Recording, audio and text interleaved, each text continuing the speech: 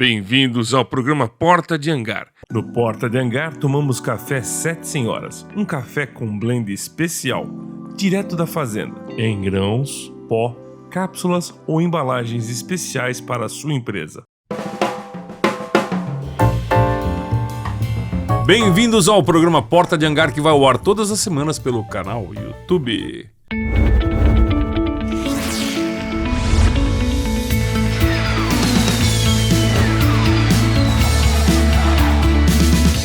Você que não está inscrito no canal, se inscreve, badala o sino, divide a nossa conversa, que sempre é muito interessante. Hoje nós temos um convidado que ele é aviador, já esteve aqui no Porta de Hangar, conhece a aviação por dois aspectos, tanto como piloto como um aspecto econômico. É o André Castellin da Bain Company. Bem-vindo, André, mais uma vez ao Porta de Hangar. Obrigado, Beca. Um prazer estar com vocês aqui de novo, mais uma vez. Prazer é nosso, André, porque suas previsões, suas conversas são muito certeiras. É muito legal para a aviação, para o mercado econômico, né? André, a gente teve agora há pouco tempo uma fusão, Gol-Avianca. Qual a relevância dessa fusão para o mercado? É uma transação importante, né? No fundo, eles estão dizendo que não é uma fusão, mas, na verdade, está se formando uma holding, onde, pelo que a gente leu no que foi divulgado, os acionistas controladores estão juntando nessa holding suas participações e vão operar as empresas como parte do mesmo grupo. Então, acho uma transação interessante, importante. Eu acho que vai permitir que as empresas aproveitem as sinergias que há entre as duas empresas, mas mantendo o empreendedorismo na ponta, a independência, as marcas que são fortes nos seus mercados. Então, achei uma transação bem interessante. Legal. Isso vai ter algum benefício no final da linha para o consumidor? Eu acho que vai, porque primeiro vai ter mais alternativas de voo. As duas companhias devem colocar novos voos entre Brasil, Colômbia e também voos adicionais dentro das Américas. Então, por exemplo, um cliente da Gol vai poder ir para os Estados Unidos conectando em Bogotá, ou vai poder ir para o México também conectando em Bogotá, vai poder... Então, assim, e por outro lado, o cliente da Avianca vai conseguir conectar para mais cidades dentro do Brasil. Então, acho que os consumidores, os passageiros vão ter mais alternativas de voos e também isso aqui deve trazer alguma economia de custo. Então, acho que vai ser uma alternativa a mais, vai aumentar a oferta de voos e, com isso, o grau de concorrência com a Latam, por exemplo. Uhum. Falando em Latam, como é que está a situação na Latam? Como é que está se desenrolando a parte econômica da companhia?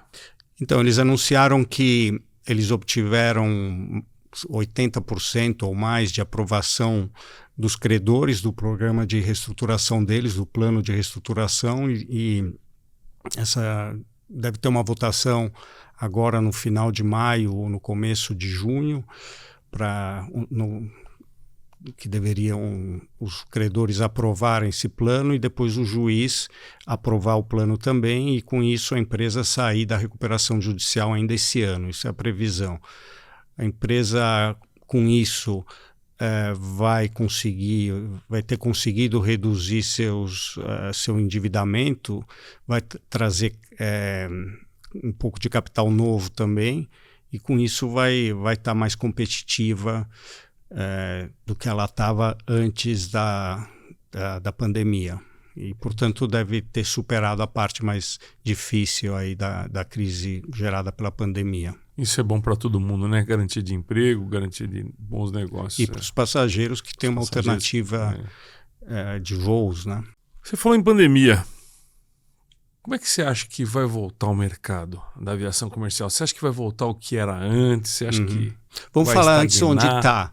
Quanto já voltou bastante. O mercado brasileiro doméstico, nacional, com voos dentro do Brasil, já retomou a maior parte assim, só para você ter uma ideia, no mês de março, o número de passageiros do mês de março de 2022 foi 80% do que foi antes da pandemia, no março de 2019, ou seja, 80% do mercado voltou como número de passageiros. E assim, parte dessa volta tem a ver com o fato que as pessoas estão recuperando o atraso, né? Teve muitas pessoas que deixaram de viajar, que têm família em outras cidades do Brasil, distantes, que agora estão indo visitar. Tem gente que ficou a maior parte de nós ficamos muito tempo dentro de casa e estamos querendo viajar. Então tem uma parte dessa demanda que é uma demanda, está dando vazão a uma demanda reprimida. O questionamento, a dúvida é o quanto isso aqui é sustentável, porque o que aconteceu, principalmente nesses últimos 10 meses, foi um aumento muito acentuado do preço do querosene de aviação. Isso devido ao aumento do preço do petróleo, que foi causado tanto por problemas de suprimento, falta de produção de petróleo, e desde o começo do ano a guerra na Ucrânia. Isso fez com que o petróleo, que antes da pandemia tivesse em torno de 60, 70 dólares o barril, hoje esteja mais de 100. E como o querosene, ou seja, quase que dobrou em dólar o preço do querosene, que representa 35% do custo de uma companhia aérea. Então, as companhias aéreas tiveram que passar esse aumento de custos para as passagens. Então, as passagens estão mais caras do que elas estavam antes da pandemia. E a nossa renda, como brasileiro médio, não aumentou na mesma proporção, e, portanto, as passagens ficaram mais caras. E, apesar disso, as pessoas estão viajando em parte pelo fato que estão dando vazão a uma demanda reprimida, o fato que ficaram tanto tempo sem viajar. A questão é, uma vez feita a primeira ou segunda viagem que você deixou de fazer, será que o mercado vai continuar estando no nível quase pré-pandemia ou recuperando o nível pré-pandemia com as tarifas mais altas? Isso é a dúvida, né? Só o tempo dirá. E quem sabe talvez o preço do petróleo caia. Vai ter se mais a guerra demanda. Diminuir ou acabar, a gente tem esperança que o preço do petróleo caia. Não parece que vai cair no curto prazo. A gente teve um efeito positivo no último ano, assim, desde o começo do ano, foi uma queda do dólar, né? O dólar chegou a estar R$ 5,70 por dólar, agora hoje está abaixo de 5, ou seja, uma queda de mais de 12%, que em parte compensou o aumento do preço do querosene. Então, uma série de fatores aí. A gente tem as eleições, vai ter um novo governo. Então, é difícil dizer quando o setor vai recuperar, vai voltar aos níveis pré-pandemia. É provável que no final do ano a gente esteja acima, pelo menos nos meses de alta temporada, a gente esteja um pouco acima do que estava nos 5, 10% mais alto no mercado doméstico do que estava na pré-pandemia. Precisa dizer que o mercado de lazer voltou muito mais do que o mercado a negócio. Isso porque se entendeu que parte das reuniões a trabalho, não muitas, mas uma parte não indiferente, pode ser feita, pode ser evitada, se evitar de viajar e fazer via soluções de videoconferência e tal. Então, o mercado de negócios não voltou na mesma proporção que o de lazer. E nem vai voltar totalmente por causa desse efeito das reuniões remotas.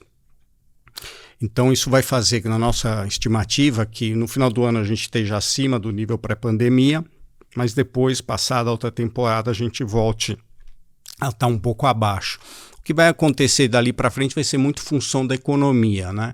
Do nível de investimentos, da renda média do brasileiro. A gente vê que, historicamente, não só no Brasil, fora as oscilações de curto prazo, o tamanho do mercado de aviação está estreitamente ligado à renda per capita do país. Então, a gente o que vai acontecer em 2023 para frente vai estar mais ligado ao que vai acontecer na nossa economia do que outros fatores. Eu tenho duas perguntas para te fazer. Uhum. Uma, com relação à ajuda do governo às empresas de aviação comercial. E a outra, você acha que vai haver a entrada de empresas internacionais de baixo custo, as low fare? Então, primeira pergunta, ajuda para o setor. Eu acho que tem duas coisas. Primeiro são aspectos, ajuda ligada à pandemia, né? O governo brasileiro não ajudou o setor de aviação com subsídios ou empréstimos subsidiados ou outras ajudas. Apesar disso, o setor conseguiu se manter e está voltando. Então, e eu acho que faz sentido. O Brasil, a gente tem um monte de outras prioridades como país. Eu acho que como brasileiro entendo a posição que foi adotada pelo governo de não ajudar as companhias aéreas por causa das outras prioridades. Agora, tem aspectos mais estruturais, né? Ou seja, independente da pandemia, se é um setor que está sendo prejudicado ou beneficiado por políticas do governo. E eu diria aqui que, e a minha visão talvez não é a mesma de gente que trabalha no setor, é que o setor de aviação no Brasil ele não é mais prejudicado do que outros. A gente, como país, tem ineficiências, a gente tem uma carga fiscal alta e o setor de aviação se encaixa nesse cenário geral. Ele, na minha opinião, ele não é nem mais nem menos beneficiado ou prejudicado do que outros setores. Nós, como país, temos outras prioridades, né? A gente tem um sistema público de saúde que ainda é carente, que é um dos bons, né? Mas precisa ser... Nós temos outras prioridades. Eu acho que o Brasil deveria gastar o seu dinheiro público com outros setores que não de aviação. E eu acho que as grandes distorções que haviam já foram endereçadas, como, por exemplo, a situação do gargalo aeroportuário, com todos os problemas que as privatizações geraram. Hoje o setor, a infraestrutura aeroportuária está bem melhor do que estava 10 anos atrás. As grandes distorções, mesmo nos combustíveis, também já foram honestamente eliminadas. Lógico que o pessoal do setor gostaria de mais ajuda, redução adicional de impostos, mas do meu ponto de vista, o grosso já foi endereçado no que faz sentido para o Brasil. Complementando essa pergunta, só para eu não esquecer do que você falou de os novos aeroportos, nova estrutura aeroportuária. Isso aí onerou algum custo para a aviação comercial? Sim. Hoje em dia as taxas são muito mais altas do que elas eram antes da privatização. Então, dentro da nossa passagem, a gente tem um custo um custo explícito, que são as taxas de embarque, que em cada passagem o passageiro vê quanto ele está pagando, mas tem uma parte embutida, que é o custo que a companhia aérea está pagando. E hoje elas pagam mais, quer dizer, o custo aeroportuário no Brasil, o quanto ele é mais caro que em outros países, é maior do que do combustível. Ou seja, se a gente está pagando, se fala muito que o nosso querosene é caro, ele talvez seja 10% mais caro do que uma cesta de países. O aeroporto ele é 30% mais caro. Os custos aeroportuários são muito altos no Brasil. É lógico que eles pesam menos que o querosene, mas, vamos dizer assim, a melhora da infraestrutura aeroportuária veio através de tarifas de aeroportos mais caras e de navegação também. Isso está pesando muito na aviação leve, especialmente. Você acha que ao longo do tempo, pagando essa infraestrutura, amortizando, você acha que isso pode diminuir? Deveria, mas aí que o regulador tem que fazer um trabalho ativo de monitoramento e também de promoção de concorrência, né?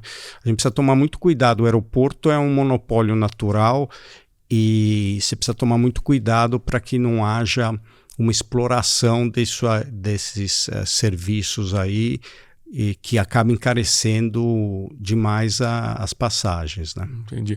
A segunda pergunta era o seguinte: o que você vê? Você acha que as companhias low-fare vão entrar no mercado, as low-fare internacionais vão entrar no mercado nacional? Você acha que isso aí vai alterar alguma coisa?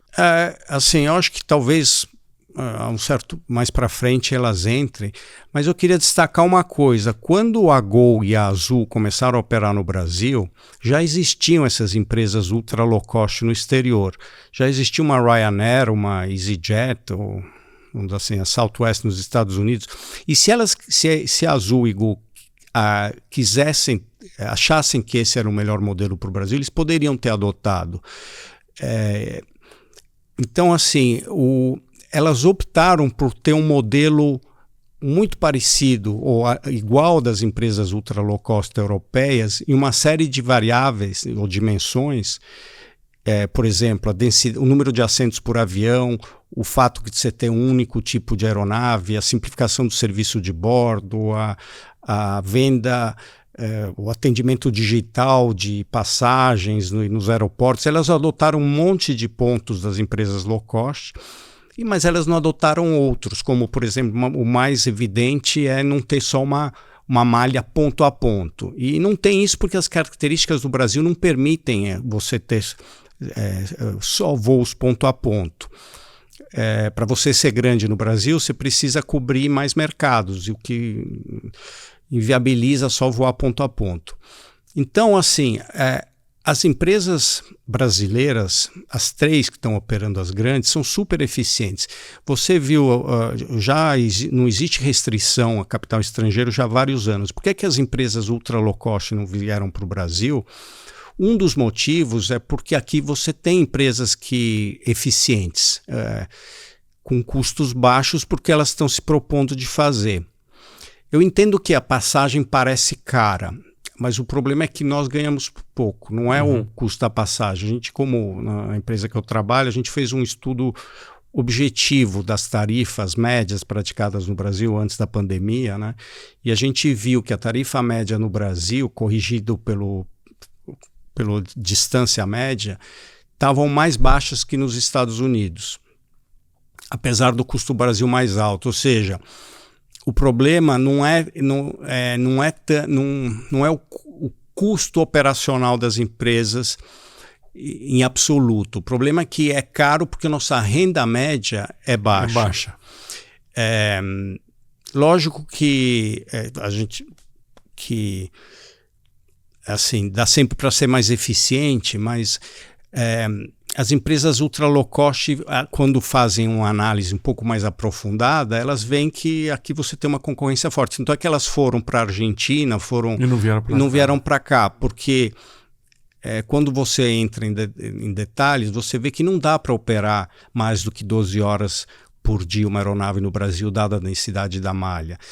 Você tem um custo, você tem uma certa produtividade da tripulação que é determinado pelo Código Brasileiro da Aeronáutica. Então, mesmo uma empresa ultra low cost vai poder usar a sua tripulação o mesmo número de horas que uma Gol, uma Latam, uma Azul estão usando. Então, não dá muito para fazer milagre. Dito isso, ou seja, eu acredito que enquanto as empresas locais continuarem sendo bem geridas, eficientes do jeito que elas são, vai ser difícil que tenha espaço para uma nova empresa de fora. Agora, se essas empresas começarem a praticar preços mais altos e se criar uma gordura no mercado, aí elas podem vir, as estrangeiras. Mas não é tão simples assim, mesmo porque o custo do Brasil é alto, né? Exato. Entendi. E esse custo parte vem dos impostos e parte vem pelo próprio tamanho do mercado. Se você tivesse uma demanda entre São Paulo e Salvador, para dizer que é 10 vezes o que é hoje, que seria o tamanho de um mercado entre, como, por exemplo, você tem entre Londres e Barcelona, você poderia botar um avião que só o dia inteiro fica fazendo ida e volta, com um tempo no solo de 20 minutos, você vai reduzir muito o custo. Mas quando você vê que, na verdade, dá para o mercado de Salvador absorve 5 voos por dia para o total, você não consegue diluir os custos na mesma proporção que você conseguiria com um mercado muito maior. Então, acho que pode ser que elas venham, as estrangeiras, mas elas sabem que não vai ser fácil praticar preços mais baixos do que estão sendo praticados agora. André, aviação regional, aviação pequena, turbohélice, Caravan, não digo nem ATR, aviões pequenos, tem espaço para fazer voos em lugares que a aviação comercial de jato grande Boeing não consegue?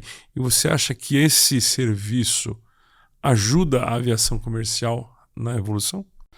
Não, tem espaço. Vamos lembrar só que a aviação regional, com avião pequeno, é caro, porque por assento, por passageiro transportado, porque, vamos dizer assim, o piloto de um ATR ou de um Caravan, comparado com o piloto de um Boeing, o primeiro levando 12 pessoas e o segundo levando 180, a diferença de remuneração não é muito grande. E só que o custo desse piloto que está levando 12 pessoas vai ter que ser dividido por 12 pessoas. Do Boeing vai ser dividido por 180. Mesma coisa, o pessoal que fica no aeroporto pequeno para atender um voo, esse custo você vai ter que pagar o salário dele praticamente inteiro. E, portanto, o custo vai ser dividido por um número muito menor de pessoas. Então, a aviação regional, a aviação em lugares que tem poucos passageiros, ela é muito mais cara. Isso faz com que o mercado seja muito menor. Mas ela tem, sim, um papel muito importante. E esses mercados se desenvolvem e se tornam maiores. Mas o desafio é isso, quer dizer, é como a diferença de você pegar um ônibus e pegar um Uber. O Uber você vai estar em 2 pessoas. O custo daquele carro é muito maior por pessoa do que o de um ônibus. Essa é a diferença e por isso que a aviação regional não se desenvolve tanto, porque o produto é mais caro por assento. A gente já falou bastante de aviação comercial, queria falar um pouco do ponto da aviação executiva, né, e seus segmentos. Como é que vai indo essa aviação? Acho que precisa separar os diferentes segmentos. A aviação executiva, a aviação geral tem vários segmentos, né? Você tem o segmento principal, que é o avião como um instrumento de negócios, empresas que precisam que seus executivos viajem pelo país ou para vender ou para visitar operações, né? As empresas de varejo, por exemplo, tem seus executivos viajando o país inteiro. Você tem empresas do agronegócio também. E essa aviação está indo bem. Em geral, por quê? Porque o Brasil está crescendo em áreas no centro-oeste, por exemplo, onde tem relativamente pouca aviação comercial e essas empresas estão crescendo, precisam atender esses mercados, precisam vender produtos, precisam atender clientes. E essa aviação está indo bem, porque essa parte do Brasil está indo bem. E a aviação executiva tem um papel fundamental, como teve nos Estados Unidos, no Canadá, nos países desenvolvidos. Então essa aviação está indo bem. Aí você tem a aviação, vamos dizer assim, dos executivos internacionais de grandes empresas, então, e também vamos dizer assim, de empresários e seus familiares, uma aviação para os, que se diz nos Estados Unidos, ultra high net worth individuals, pessoas com altíssima renda, que também está indo bem. Isso é muito pequena, mas está indo bem porque as pessoas ainda têm restrições para viajar por questão da pandemia e percebeu as vantagens de ter uma aviação, de voar com os próprios meios. Só que esse aí é um segmento muito pequeno que está indo bem. O grosso que a aviação geral, leve, aerodesportiva, é que está indo mal. Sofrendo por causa do aumento enorme dos custos, né? Principalmente do custo do avgás, do combustível e dos custos aeroportuários. Hoje em dia, esses aumentaram muitíssimo nos últimos 5 anos, mais do que triplicaram em termos de custos. E para um avião leve, com poucas pessoas, pesa muito o custo aeroportuário e as tarifas de navegação e tal. Então, essa aviação está sofrendo bastante. O custo de comunicação e aeronavegação influi? Influi bastante. Para você ter uma ideia, num voo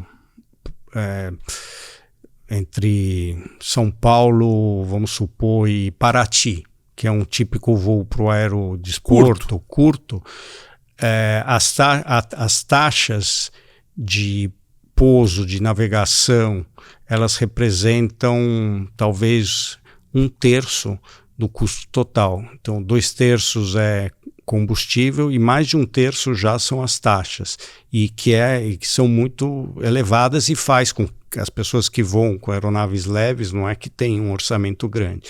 Então, está pesando muito e está gerando desemprego no setor, porque o Brasil tinha uma tradição de ter uma indústria de aeronaves experimentais, aeronaves leves também, que está sendo muito prejudicada por esses... Paga esse custo igual. O custo é por peso da aeronave, mas não é linear. Então, acaba sendo um custo muito alto e muita gente deixou de voar. E a privatização também de alguns aeroportos regionais, notadamente a estrutura do DAESP, tornou operar uma aeronave pequena nesses aeroportos extremamente elevada, tanto pelo aumento do custo combustível, não tanto pelo aumento só do petróleo, mas a concessionária fez licitações que colocaram um único fornecedor de combustível e cobram uma taxa de distribuição. Então, isso fez com que ficasse extremamente caro operar, além da taxa de pouso, taxa de permanência. Então, esse segmento está sofrendo muito e tem um impacto também na formação de pilotos, porque a operação de um aeroclube, as aulas, as horas de treinamento, são todas feitas nesses pequenos aeroportos com a aviação leve. Isso está caro. E o aeroclube, por ser... escola não deveria ter... Não, as taxas são reduzidas, mas o combustível não, né? Sim. Então, a gente vai ter um problema de falta de pilotos no futuro, possivelmente, porque muitas pessoas que gostariam de se tornar pilotos não têm recursos para se formar do jeito que estão as coisas. O serviço de comunicação, aeronavegação, faz jus a esse preço, esses valores? Eu diria que é um bom serviço. A gente tem um sistema de controle de tráfego aéreo a nível das melhores práticas mundiais, mas não precisava cobrar do jeito que está sendo cobrado. O serviço de compartilhamento de aeronaves é um serviço relativamente novo que lá fora está bem divulgado, nos Estados Unidos principalmente. Aqui no Brasil está começando. Uhum. Como é que você vê esse serviço para o brasileiro? Então, você tem... É um serviço super interessante para quem voa um certo número de horas por dia, por ano. Você tem 3 possíveis níveis de utilização de aeronaves. Estou falando de negócios, né? O compartilhamento de aeronaves serve para viagem de negócio, não é para a pessoa que quer pilotar o próprio avião, que tem o prazer de pilotar. Mas se você usa como uma ferramenta de trabalho, se você usa poucas horas por ano, a melhor solução é você táxi aéreo. Você, quando precisa, você aluga e não tem nenhum compromisso de horas, custa mais por hora, mas é a melhor solução para quem usa poucas horas. Para quem no outro extremo usa muito, mais do que 200 horas por ano um avião, é melhor ter o próprio avião. Se você está como companhia no meio dessas duas faixas, a melhor solução é você compartilhar uma aeronave com com outros proprietários. Você compra uma cota da aeronave e essas empresas que têm um número grande de aeronaves conseguem garantir um nível de serviço, ter o avião quando você precisa e ter uma gestão profissional do avião, da manutenção, dos pilotos. Você não precisa se ocupar disso, que não é uma coisa simples. A gestão do teu próprio avião para fins para uma empresa. Eu ia te fazer essa última pergunta, que era justamente se valeria a pena, você já respondeu, deixar o seu avião, você, não no seu caso, que gosta de pilotar, mas de quem não gosta, quem não pilota, deixar o avião para uma empresa cuidar dele e compartilhar. Vale a pena mesmo? É uma solução bem racional que é adotada por muitas das empresas do mundo todo, né? Hoje em dia, cada vez mais as empresas se focam no que elas sabem fazer melhor, que é o seu core business, né? Então, você ter a tua aeronave na empresa não é uma atividade que faz parte do core business. Então, muitas empresas optam por ter uma organização profissional que gerencie sua aeronave e cuide desses aspectos. Tem empresários que querem ter o seu próprio avião, que confiam no seu piloto, que trabalha há muito tempo, a sua tripulação, e acham que vale a pena ter essa complexidade a mais. Mas do ponto de vista de gestão mesmo, de foco e de eficiência, a solução de você ter... São duas coisas, né? Gestão compartilhada ou gestão da aeronave. Você pode ter ela só para você, mas você dá para uma organização cuidar tanto a parte de pessoal como a parte da aeronave em si, de manutenção, de documentação e assim por diante. Que dá trabalho. Dá muito trabalho e é uma coisa séria que você tem que saber fazer. André, muito obrigado mais uma vez pela gentileza de vir aqui no Pode Hangar, participar, curtir com a gente. Prazer, você é um cara querido e que gosta de aviação, por isso eu gosto de te chamar. Eu gosto muito de assistir teus programas, então quando, sei lá, se puder, de alguma forma, o que eu tenho a dizer seja relevante, é sempre um prazer estar aqui. Que legal, muito obrigado. Pessoal, olha, acompanhe o programa. Aliás, antes de mais nada, eu quero agradecer ao Valdir Lopes, que está aqui sempre comigo, e o meu amigo Elias Borges, radialista, locutor com vozeirão bonito, e a presença de vocês aqui. Pessoal, obrigado. Balance o sino do Porta de Hangar, dá aquela chacoalhada legal, se inscreve no canal, divida essa conversa legal que eu tive com o André Castellini, porque é importante as pessoas ficarem sabendo como é que funciona o mundo da aviação, tá bom? Obrigado, até o próximo programa. Valeu!